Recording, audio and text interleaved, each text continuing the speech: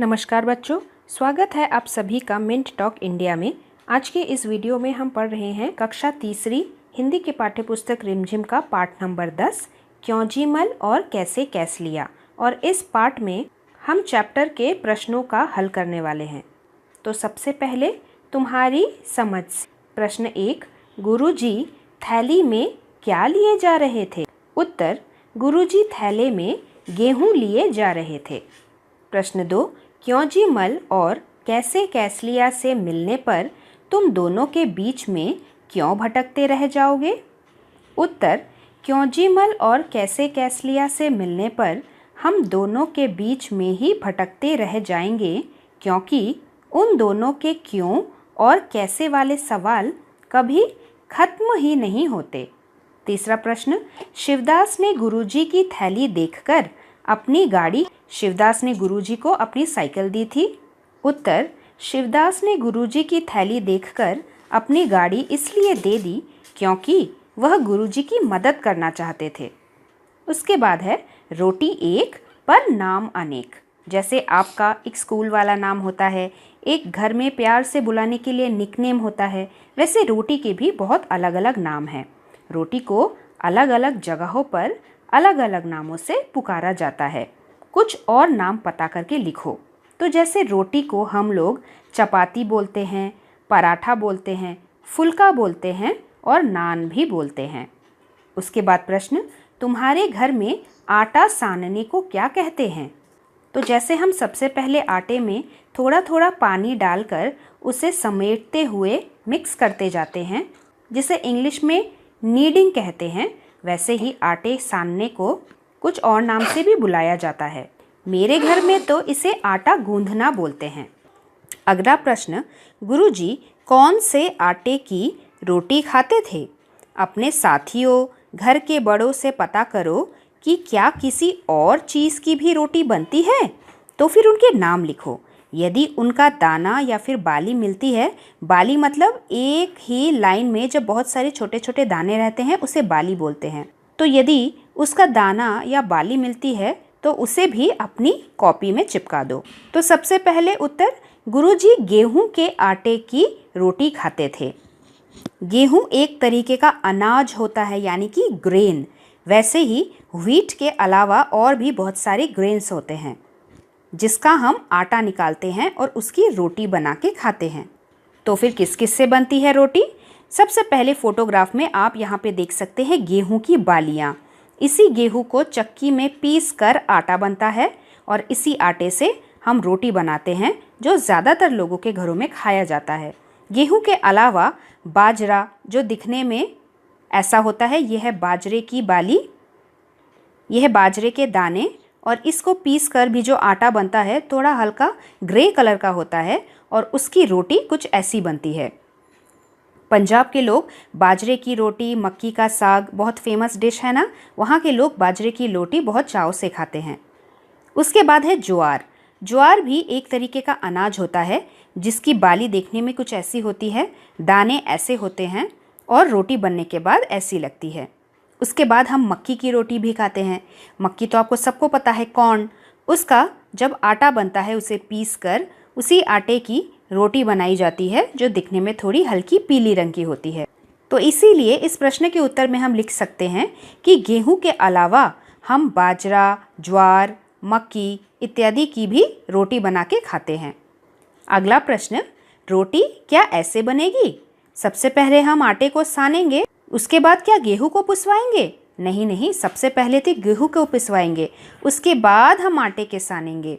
उसी के बाद क्या हम आग पर फुलाएंगे? अरे नहीं, सबसे पहले तो हम चकले पे बेलेंगे।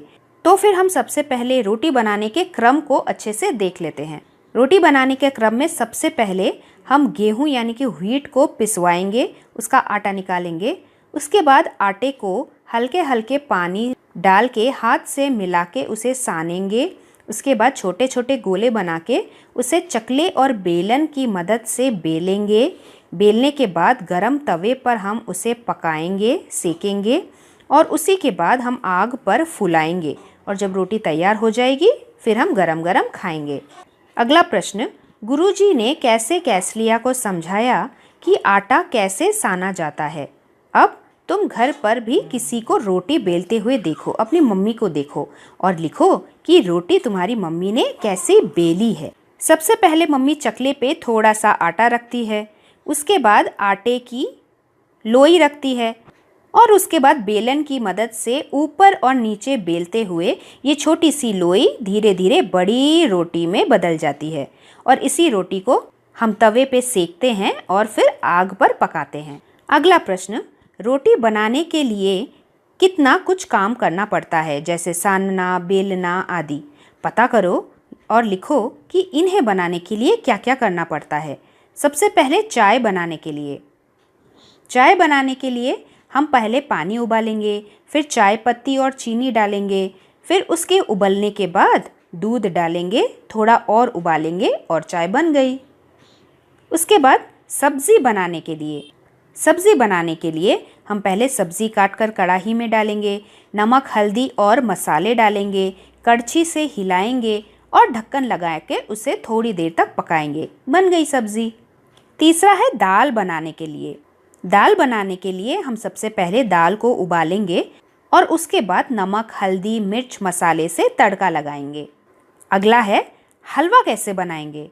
हलवा बनाने के लिए पहले हम सूजी को भूनेंगे, फिर दूध और चीनी डालकर उसे अच्छे से पकाएंगे। और आखिरी है लस्सी कैसे बनाएंगे। लस्सी बनाने के लिए हम दही, पानी, चीनी और कुछ मसालों को अच्छी तरह से फेंट लेंगे, मिक्स करेंगे, ग्लास में डालेंगे और अच्छी सी ठंडी ठंडी लस्सी का मज़ा लेंगे। अगला है हम दाम लिखेंगे। नीचे कुछ आटों के नाम लिखे हैं, उनके दाम पता करो और लिखो। तो जो मक्की का आटा, जैसे कि हमने पीछे फोटोग्राफ में देखा था, उसका 1 किलोग्राम लगभग 20 से 40 रुपए तक का आता है। अलग अलग दुकानों में अलग अलग रेट्स होते हैं। उसके बाद बाजरे का आटा, 1 किलो बाजरे का आटा 18 से 25 रुपीज़ किलो होता है। उसके बाद है चना का आटा 1 किलोग्राम लगभग 55 रुपीज़ का होता है। चलिए अपने आसपास देखते हैं। हम गेहूं पिसवाने आटा चक्की पर जाते हैं। हम इन कामों के लिए कहाँ कहाँ जाते हैं। आटा खरीदने किराने की दुकान पे या फिर आटा चक्की पे। किराने की दुकान मतलब ग्रोसरी स्टोर, जहाँ पे हमें दाल, चावल इत्यादि मिल जाते हैं। उसके बाद हम पंचर बनवाने कहाँ जाते हैं। अगर हमारी साइकिल, स्कूटर या फिर बाइक के टायर का हवा निकल जाता है, पंचर हो जाता है, तो हम पंचर बनाने वाले के पास जाते हैं। दूध खरीदने हम कहाँ जाते हैं। दूध की डेयरी में। जूते की मरम्मत करवाने हम कहाँ जाते हैं। हम जाते हैं मोची के पास, जिसे इंग्लिश में कॉबलर भी बोलते हैं। सुराही खरीदने कहाँ जाते हैं। सुराही मतलब मिट्टी का बना हुआ पॉट। मिट्टी के बर्तन कौन बनाता है, कुम्हार, तो हम कुम्हार के पास जाएंगे। कॉपी किताब खरीदने हम कहाँ जाते हैं। स्टेशनरी की दुकान पे, जहाँ पे कॉपी किताब, पेंसिल, इरेज़र, शार्पनर और बहुत सारी चीज़ें मिलती हैं। और लास्ट में है बाल कटवाने हम कहाँ जाएंगे। नाई के पास, यानी कि सैलून में जो हमारे बाल काटता है, बार्बर, उसे हिंदी में बोलते हैं नाई। अगला है अपने घर के पास की आटा चक्की पर जाओ और पता करो कि वहाँ पे और क्या क्या पीसा जाता है। उत्तर, आटा चक्की में आटा, बाजरा, मक्की जैसे और भी बहुत सारे अनाज पीसे जाते हैं और जीरा, धनिया, हल्दी और इस तरह के और भी बहुत सारे मसाले भी चक्की में पीसे जाते हैं। अगला प्रश्न, आटा चक्की किस चीज़ से चलती है। उत्तर, आटा चक्की बिजली से चलती है, इलेक्ट्रिसिटी से। तीसरा प्रश्न, दिन में चक्की को कितनी बार रोका जाता है। उत्तर, आटा चक्की को दिन में 4 या 5 बार रोका जाता है ताकि मशीन ज़्यादा गर्म ना हो जाए। उसके बाद है कैसे बनेगी रोटी। नीचे रसोई की कुछ चीज़ों के चित्र बने हुए हैं, उन्हें देखकर हमें अच्छे से बताना है कि रोटी बनाने में कौन कौन सी चीज़ों का इस्तेमाल नहीं होता। तो फिर ऐसी चीज़ों का इस्तेमाल किस काम के लिए किया जाता है वो हमें लिखना है। तो हम पहले फ़ोटो को देख लेते हैं। रोटी बनाने के लिए हम चकला, बेलन, चिमटा, तवा और परात में सानेंगे, इन सब चीज़ों का इस्तेमाल होता है। तो फिर बाकी कौन सी चीज़ बची। बाकी बची ये कप प्लेट, कलश, अचार, कढ़ाई, करची और ये छोटी सी कटोरी और चूल्हा भी। कप प्लेट का इस्तेमाल हम चाय पीने के लिए करते हैं। कलसी का इस्तेमाल हम पानी भरकर रखने के लिए करते हैं। कढ़ाई कड़ची का इस्तेमाल हम सब्ज़ी बनाने के लिए करते हैं। अचार को खाते हैं। और कटोरी का इस्तेमाल दाल या सब्ज़ी परोसने के लिए होता है। और चूल्हे का इस्तेमाल तो खाना पकाने के लिए होता है। तो ये था इस चैप्टर का लास्ट क्वेश्चन। इसी तरीके से हमने इस पार्ट के सभी प्रश्नों को हल कर लिया है। अगर आपके मन में कोई भी डाउट या फिर प्रश्न हो तो आप मुझे कमेंट बॉक्स में पूछ सकते हैं। हम मिलेंगे बहुत ही जल्दी हमारे अगले पाठ के साथ। तब तक के लिए धन्यवाद एवं आपका दिन शुभ रहे। Thanks for watching and do like, share, subscribe our channel Mint Talk India for more upcoming videos.